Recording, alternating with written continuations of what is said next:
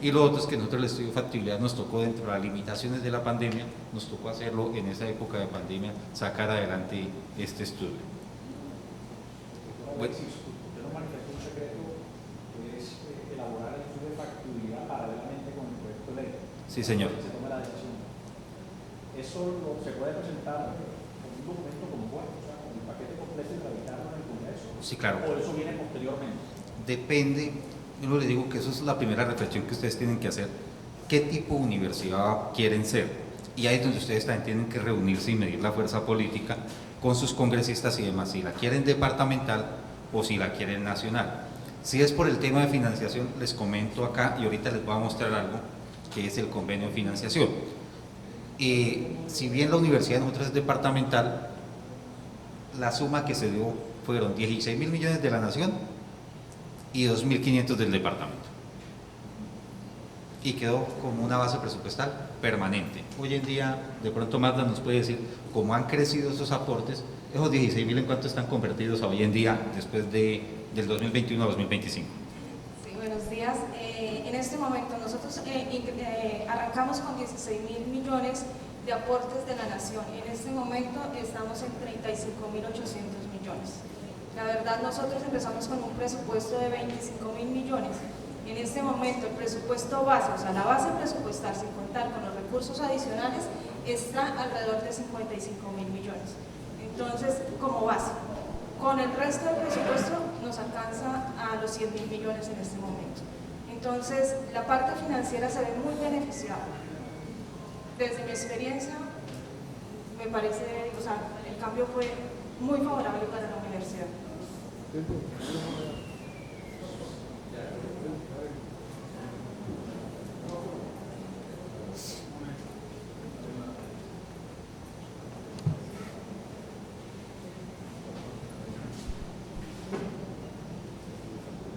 Buen día, bienvenidos a la Autónoma. Soy docente de la institución, el líder de un movimiento sindical independiente.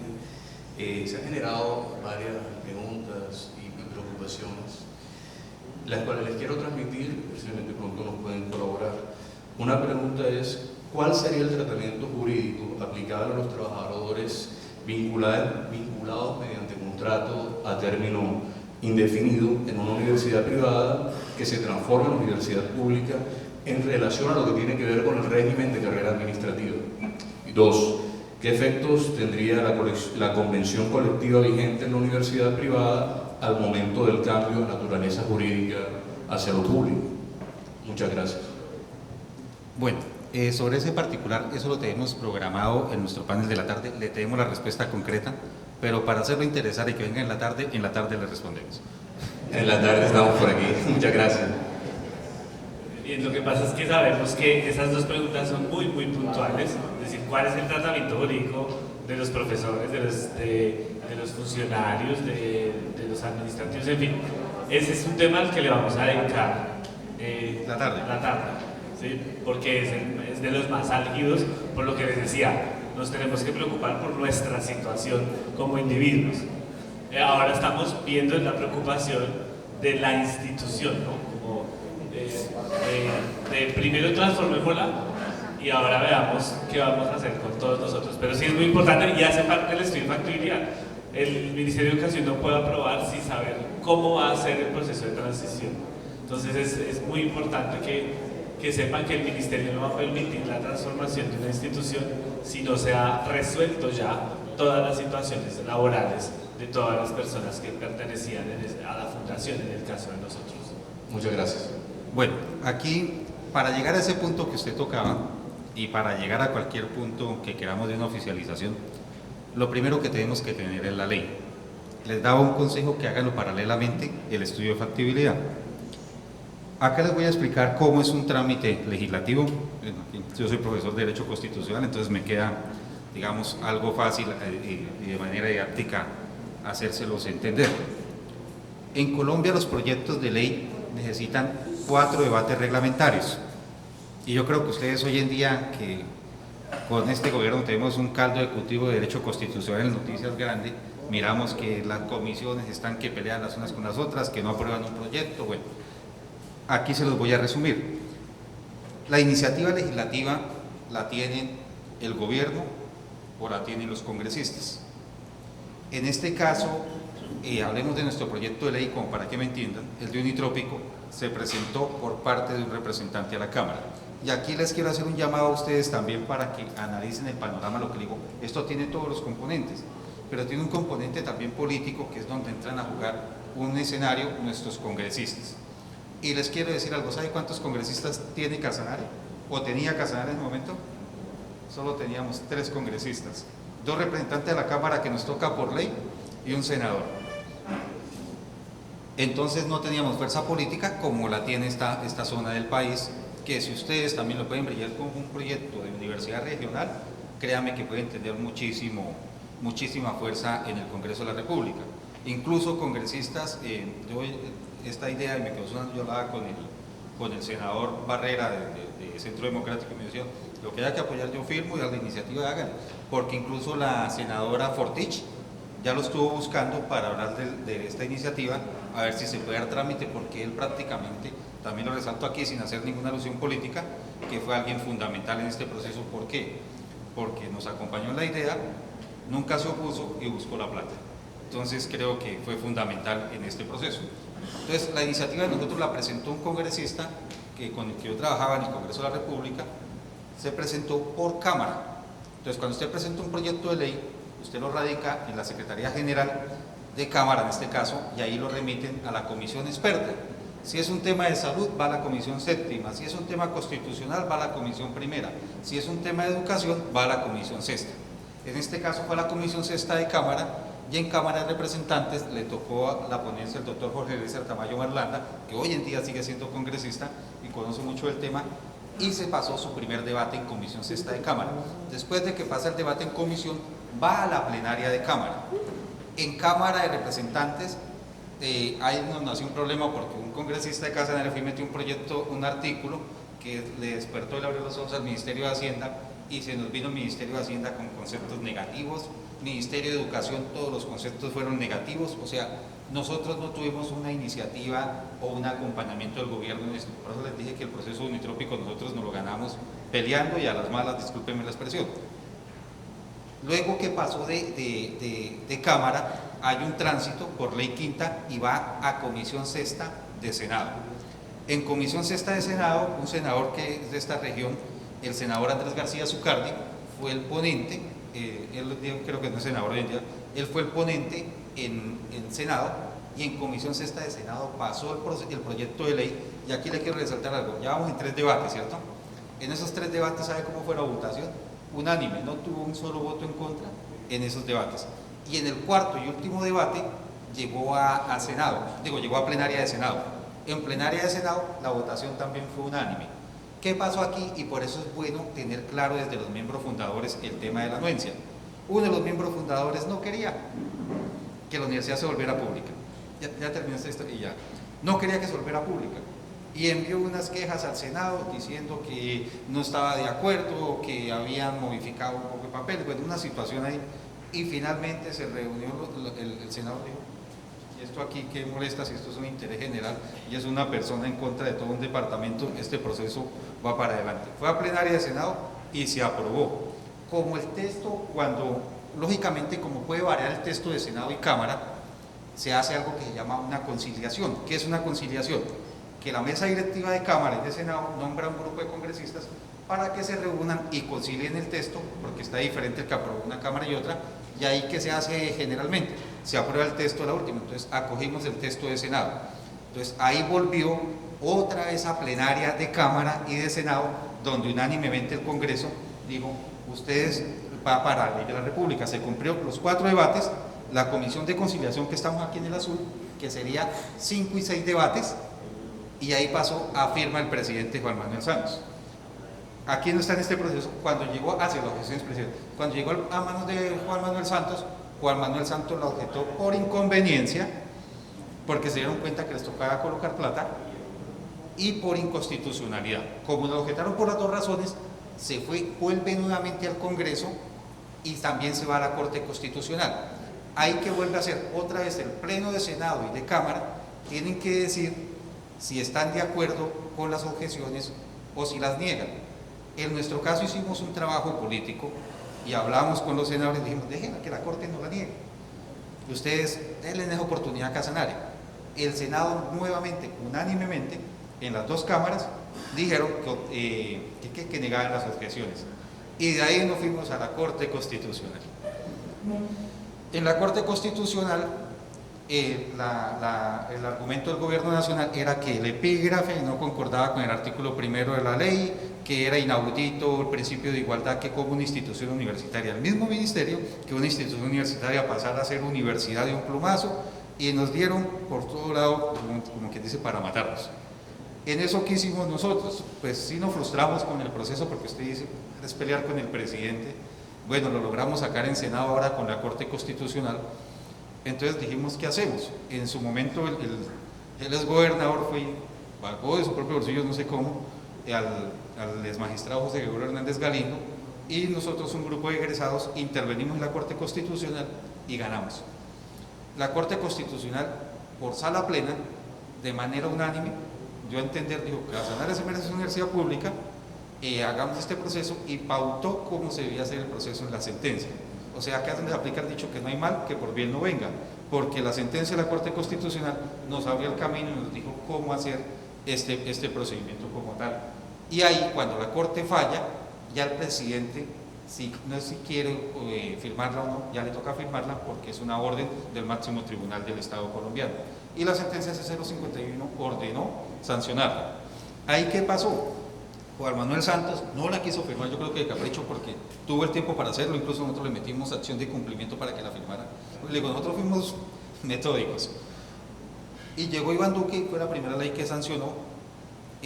También por eso digo que el contexto político juega harto. El gobernador que teníamos nosotros había sido el único gobernador en el gobierno de Santos del Partido Centro Democrático, y luego terminó siendo pues el único gobernador con línea presidencial, y eso de una u otra forma también nos ayudó y nos dejó los recursos para financiar la universidad.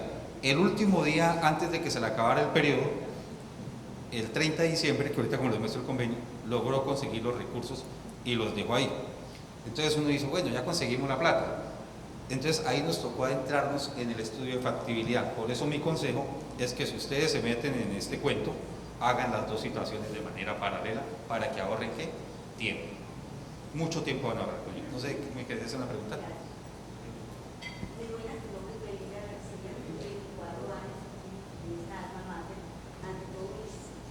Mis agradecimientos por haberme dado la palabra. Usted ha repetido, y casi todos los miembros que nos acompañan en el día de hoy, que para este proceso es importante la anuencia de los fundadores. En el caso de nuestra Universidad Autónoma del Caribe, el fundador ya está fallecido, pero existen hijos. ¿Qué pasa en este caso? Muchas gracias. Bueno, en este caso hay que ver quiénes ostentan la titularidad, porque uno la puede haber fundado, pero se puede haber desprendido de la institución. En este momento hay que ver, porque es que las entidades sin ánimo de lucro, llámese fundación o corporación, no tienen dueños, son un conjunto de bienes dotados. Como hay un conjunto de bienes dotados, quien toma la decisión, en este caso es el Consejo Superior, o la Asamblea General de Miembros, o los que tengan derecho a voto. Son los que toman la decisión con el tema de la anuencia. Indistintamente de quienes hayan fungido o quienes hayan fundado, sino los que tienen derecho a voto dentro de la corporación, porque eso el mismo Código Civil lo define, que una corporación entera se entiende cuando las mayorías toman sus decisiones. No sé si le di respuesta a su pregunta. Va a ser frente. Aprovechando la experiencia de muchos abogados acá y de la de ustedes, en los casos cuando hay sentencia, o sea, se ha hecho una experiencia por un caso específico, el juzgamiento, llamémoslo así, para determinar la solución de ese caso, generalmente ya se puede tomar como ejemplo, como cosa juzgada. ¿Sería esta una oportunidad, por ejemplo, para la universidad de señalar la experiencia de ustedes y poder allanar un poco el camino en la llegada a la consecución o a la materialización del cambio de esto? Bueno, primero que todo, las sentencias de la Corte Constitucional se dividen en tres tipos. Están las sentencias T, están las sentencias C y las sentencias SU. ¿Qué diferencia hay entre las T? Que las T resuelven casos particulares, que solo aplican para esos casos particulares, y también uno la puede citar como caso análogo en demandas y tutelas, porque vulneran principios y derechos fundamentales. La sentencia C, como en este caso, son sentencias erga omnes, es decir, son generales y oponibles a todas las entidades del Estado, y las sentencias de unificación, que es cuando se unen. Pero aquí yo le quiero resaltar, no solo está la sentencia unitrópico, está una sentencia reciente, la 380-2019 de la Universidad de La Guajira, porque también hay casos donde universidades departamentales han querido ser nacional. Y de La Guajira aprendimos algo que también es muy similar a la nuestra, por eso ese consejo, que La Guajira es una universidad departamental y quiso volverse pública, y la Corte Constitucional incluso tuvo en cuenta nuestro precedente y dijo, ustedes no pueden porque su asamblea departamental no les autorizó que se volvieran públicas, digo, que se volvieran de orden nacional.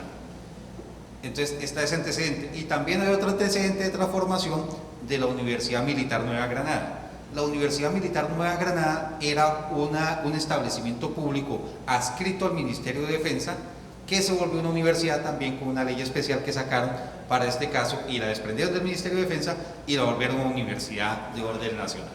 Entonces hay casos interesantes que se pueden traer a colación y son precedentes que pueden utilizar. Y frente a lo que nos preguntaba en materia laboral, también hay un precedente en la tarde, por eso les decía que en la tarde puede estar este segundo capítulo más interesante, donde ustedes pueden seguirse abriendo caminos sobre estas dudas en particular. Bueno, después de ese trasegar normativo que les acabé de explicar, que se mira muy sencillo aquí, pero a nosotros nos duró 14 meses. ¿Pero por qué se demoró tanto? Vuelvo y les digo, no teníamos la fuerza ¿qué?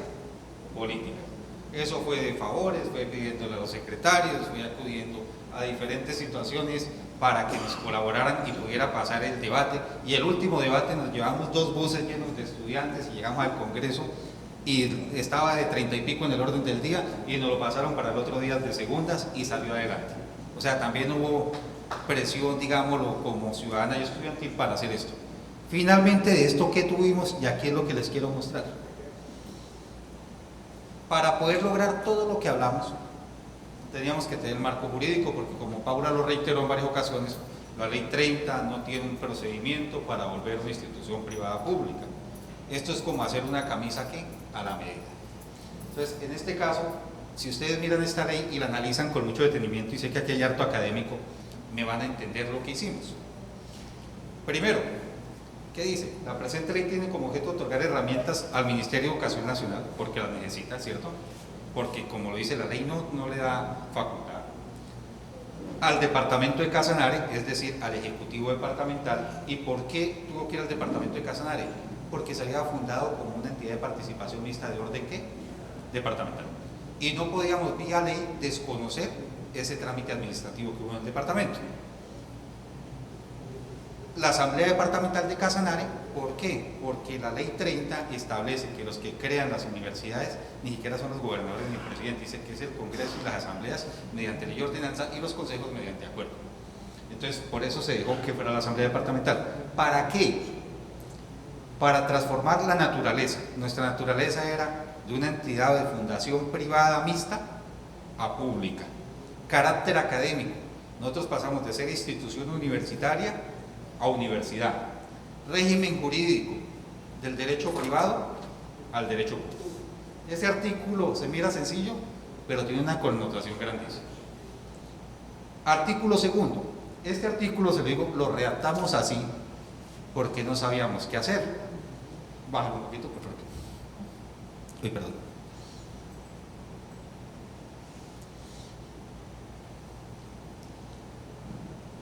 Frente a este artículo, como había una fundación, como había un conjunto de bienes dotados, nosotros dijimos, hagan el traspaso, la cesión, la donación, metimos todas las palabras que se pudiera justificar el traspaso de lo privado a lo público. Frente a este particular, la Corte Constitucional y la sentencia C051, venga, vamos a tomar, regálame un segundo y lo busco y les muestro, ya que les ha llamado la atención el tema de la anuencia, que dijo e interpretó este artículo.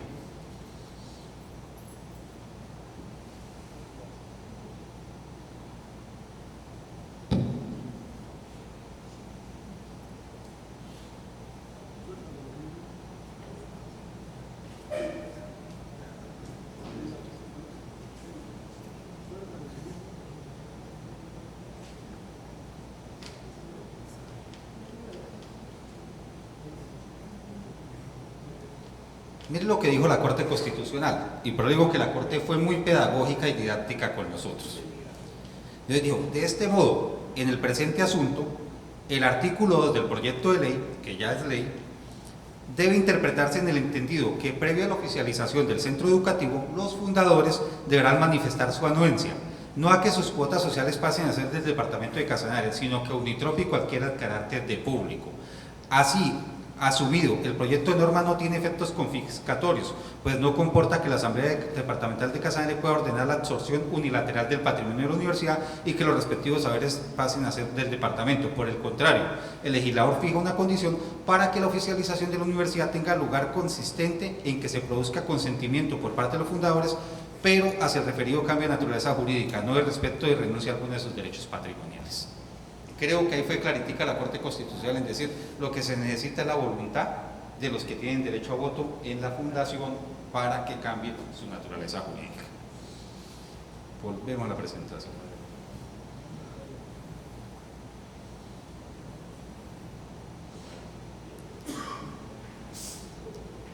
Nosotros teníamos un problema que le decía que ustedes tienen esa ventaja.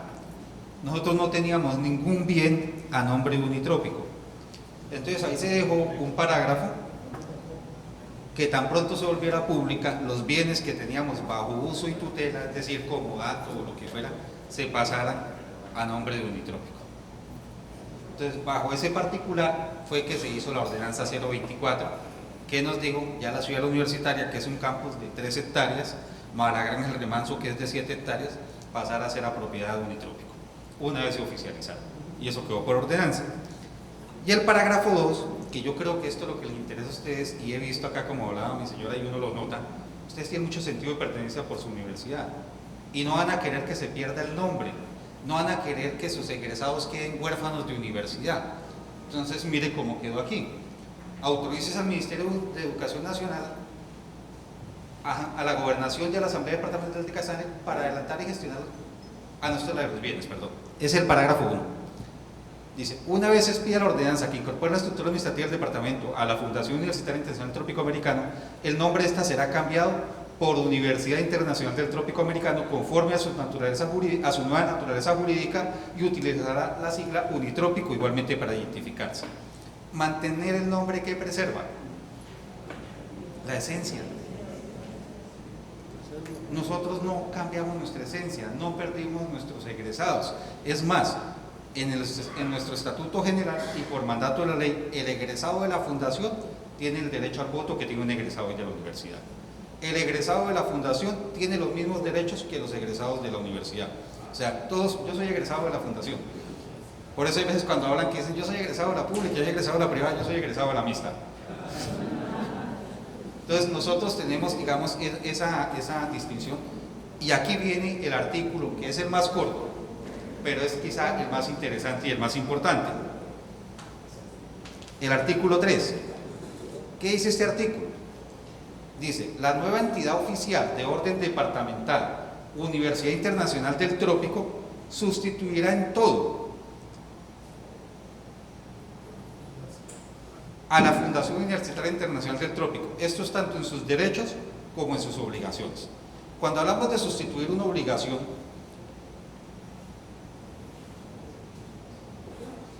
¿qué es una obligación? Primero que todo. Compromiso. ¿Y qué tipos de obligaciones existen?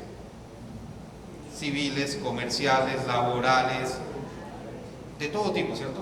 Incluso la universidad con el estudiante que tiene un contrato de matrícula, que es una obligación de un contrato de prestación de un servicio educativo. Entonces, aquí está diciendo que todos los compromisos que tenía la fundación los asume la universidad. Incluso entre esos compromisos que puede estar nuestros créditos financieros que teníamos. ¿Quién le tocó asumir esa deuda? A la universidad.